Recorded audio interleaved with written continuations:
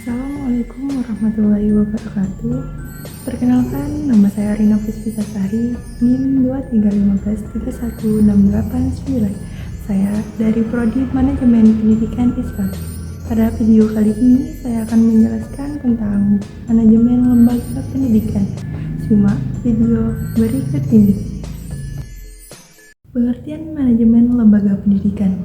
Secara umum, manajemen lembaga pendidikan adalah serangkaian kegiatan yang meliputi perencanaan, pengorganisasian, pengarahan, dan pengadilan yang dilakukan untuk mengoptimalkan secara keseluruhan komponen peserta didik, seperti peserta didik, pendidik, kurikulum, sarana, prasarana, dan pembiayaan. Manajemen pendidikan berbeda dengan manajemen umum karena berfokus pada proses pendidikan dan pengembangan manusia.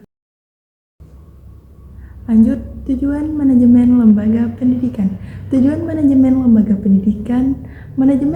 pendidikan bertujuan untuk yang pertama, meningkatkan efektif proses pembelajaran, yang kedua, mengoptimalkan pembelajaran sumber daya atau SDM, sarana, dana, yang ketiga, menciptakan iklim sekolah yang kondusif untuk belajar dan mengajar, yang keempat, mengarahkan lembaga pendidik agar mencapai visi, misi, dan tujuan yang telah ditetapkan, yang kelima, mewujudkan tata kelola yang transparan dan akuntabel. Lanjut, fungsi-fungsi manajemen. Fungsi-fungsi manajemen dalam lembaga pendidikan mengacu pada prinsip manajemen modern. Terdapat 4 fungsi utama. Yang pertama, perencanaan. Merupakan penetapan tujuan pendidikan dan langkah-langkah yang harus ditempuh.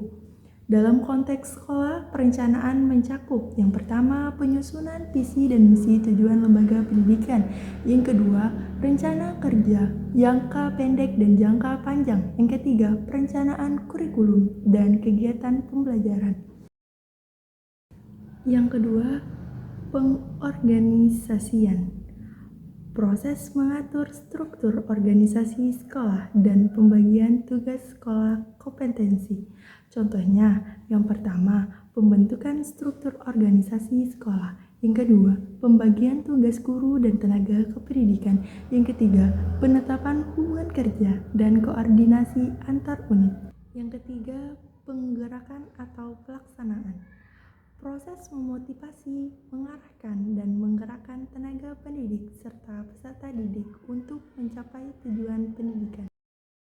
Baiklah, kita lanjut pembahasan yang kedua, yaitu desain pengembangan lembaga pendidikan Islam. Pengertian lembaga pendidikan Islam.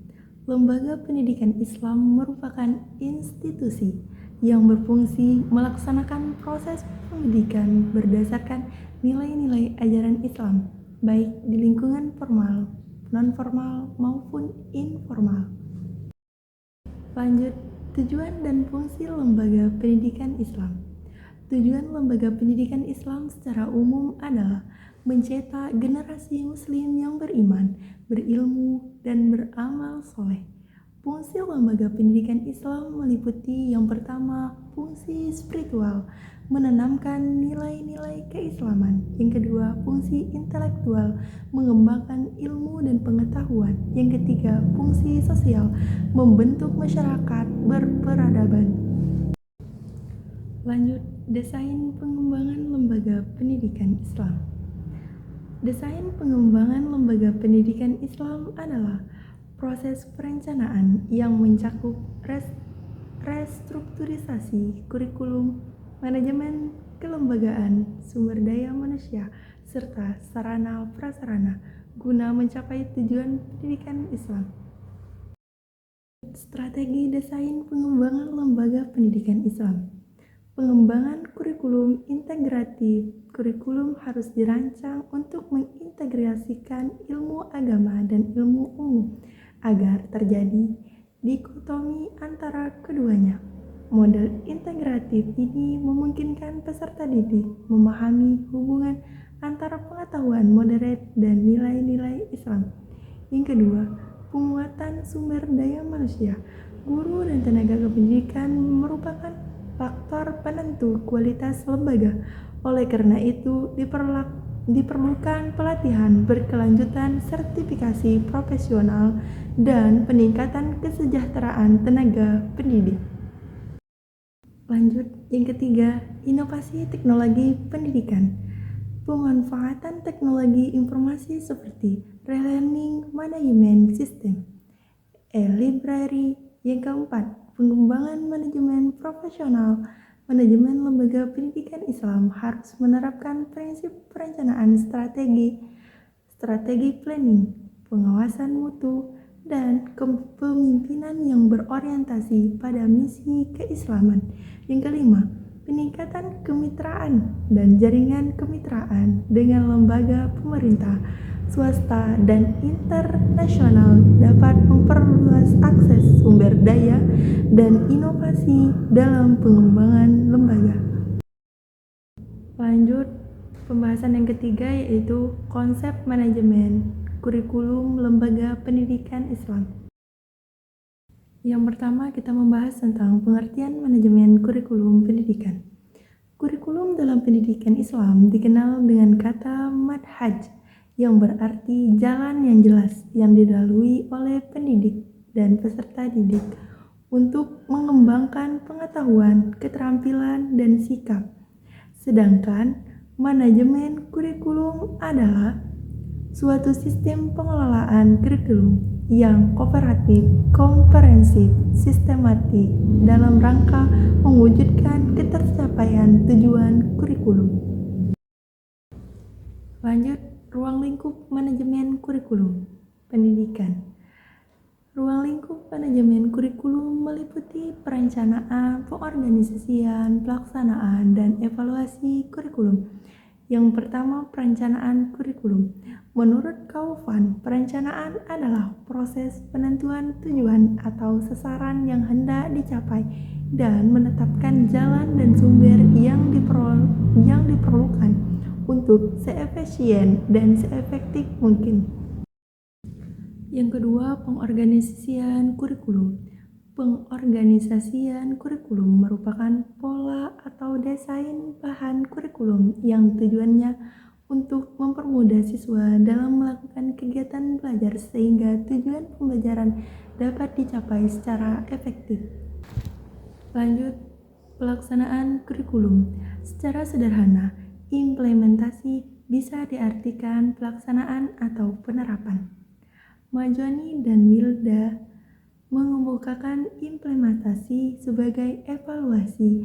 Brownie dan Wida juga mengemukakan bahwa implementasi adalah perluasan aktivitas yang saling menyesuaikan dan juga mengemukakan bahwa implementasi merupakan sistem rekayasa. Lanjut, perencanaan manajemen kurikulum lembaga pendidikan. Yang pertama, perencanaan strategi.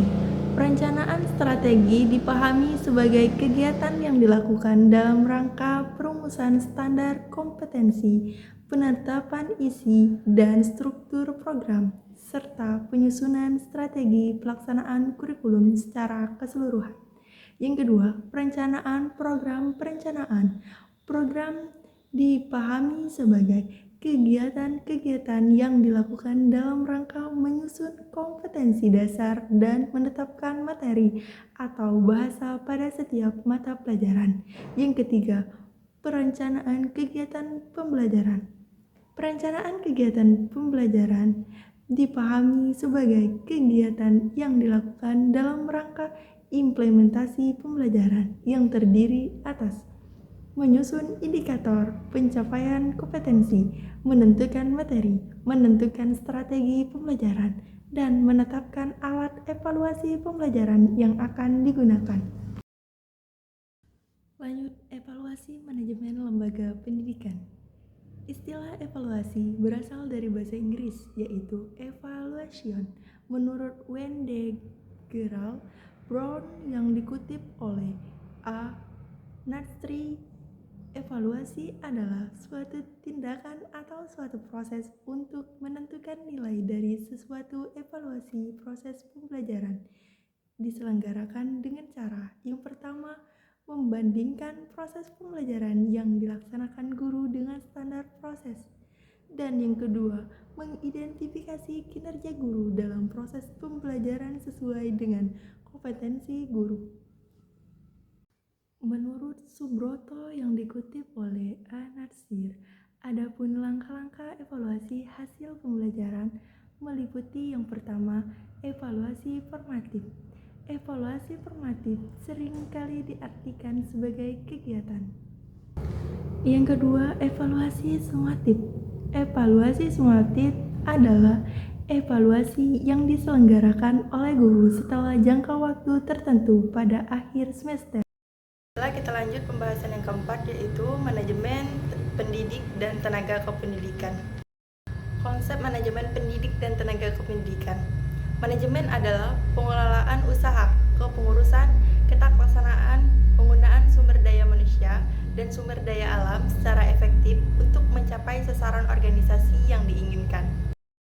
Sedangkan pendidik dalam Kamus Besar Bahasa Indonesia berasal dari kata dasar didik yang berarti memelihara dan memberi latihan atau ajaran tuntunan pimpinan mengenai akhlak dan kecerdasan pikiran dan mendapatkan imbuhan sehingga menjadi pendidik yang berarti orang yang mendidik. Tenaga kependidikan adalah tenaga-tenaga atau personil yang bekerja atau mengabdikan diri pada dalam lembaga atau organisasi pendidik yang memiliki wawasan pendidik atau memahami falsafah dan ilmu pendidikan dan melakukan kegiatan pelaksanaan pendidikan atau mikro atau makro atau penyelenggaraan pendidikan. Prosedur manajemen pendidik dan tenaga kependidikan. Manajemen pendidik dan tenaga pendidikan merupakan salah satu aspek penting dalam sistem pendidikan yang berorientasi pada peningkatan kualitas sumber daya manusia. Secara teoritis, prosedur manajemen dapat dikaitkan dengan prinsip manajemen sumber daya manusia. Lanjut, C. Mengidentifikasi pola pengembangan pendidik dan tenaga kependidikan.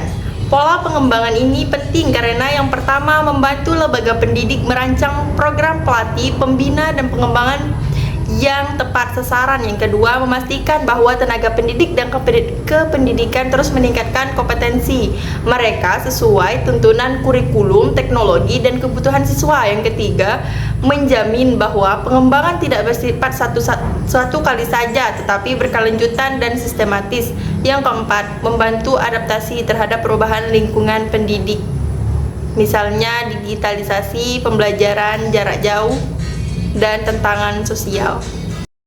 Baik, kita lanjut pembahasan yang kelima, yaitu manajemen kesiswaan. Yang pertama, pengertian manajemen kesiswaan.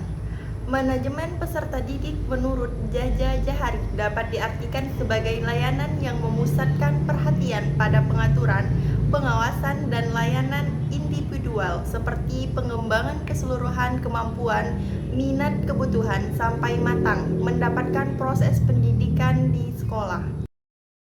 Fungsi manajemen kesiswaan.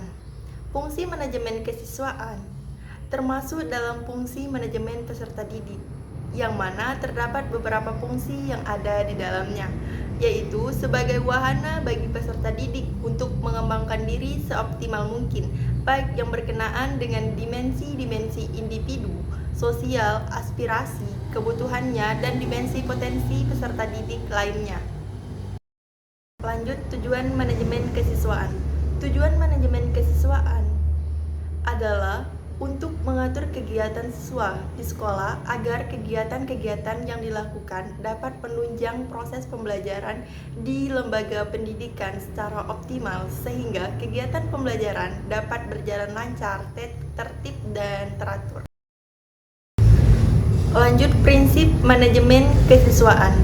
Prinsip manajemen kesiswaan. Adapun prinsip-prinsip manajemen peserta didik tersebut adalah sebagai berikut. Yang pertama, dalam mengembangkan program manajemen peserta didik, penyelenggaraan harus mengacu pada pengaturan yang berlaku pada saat program dilaksanakan.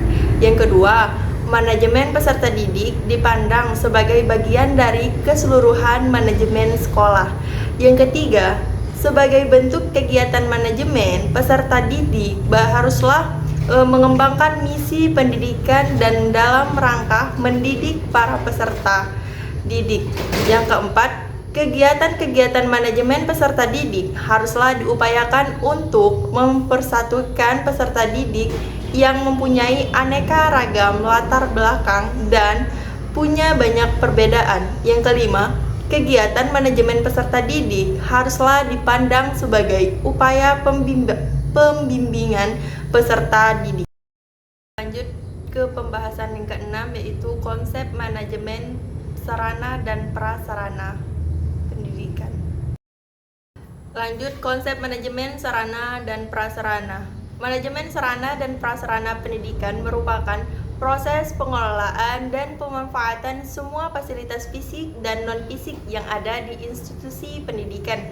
Tujuan dari manajemen sarana dan prasarana pendidikan adalah untuk mengoptimalkan penggunaan fasilitas tersebut guna mendukung kegiatan pembelajaran dan pendidikan secara efisiensi dan efektif. Jenis dan bentuk sarana dan prasarana pendidikan. Jenis sarana pendidikan apabila dilihat secara garis besar terdiri dari 3 kelompok. Yang pertama, alat pembelajaran merupakan sarana pendidikan yang digunakan secara langsung dalam proses pembelajaran, meliputi alat tulis, buku, penggaris, dan lainnya. Yang kedua, alat peraga merupakan semua alat bantu proses pendidikan atau pembelajaran untuk mempermudah dalam memberikan pengertian kepada siswa, misalnya gambar. Yang ketiga, media pembelajaran merupakan sarana pendidikan yang digunakan sebagai perantaraan dalam proses pembelajaran. Lanjut, prosedur pengelolaan sarana dan prasarana pendidikan. Pengelolaan sarana dan prasarana pendidikan dapat didefinisikan sebagai proses kerjasama pendayagunaan semua sarana dan prasarana pendidikan secara aktif dan efisien, agar semua fasilitas tersebut memberikan kontribusi yang berarti pada jalannya proses pendidikan hendaknya dikelola dengan baik. Pengelolaan yang dimaksud meliputi yang pertama, perencanaan, yang kedua, pengadaan, yang ketiga, penyimpanan, yang keempat, distribusi dan pendayagunaan, yang kelima, pemeliharaan, yang keenam, pengawasan dan inventarisasi, yang ketujuh, penghapusan, yang kedelapan, pelaporan dan evaluasi. Demikian pemaparan yang dapat saya sampaikan pada tugas kali ini. Saya berharap penjelasan yang disampaikan dapat memberikan manfaat serta pemahaman yang lebih baik mengenai topik yang dibahas. Terima kasih kepada dosen dan teman-teman yang telah meluangkan waktu untuk menyimak video ini. Saya mohon maaf apabila terdapat kekurangan dalam penyampaian. Saya akhiri dengan wassalamualaikum warahmatullahi wabarakatuh.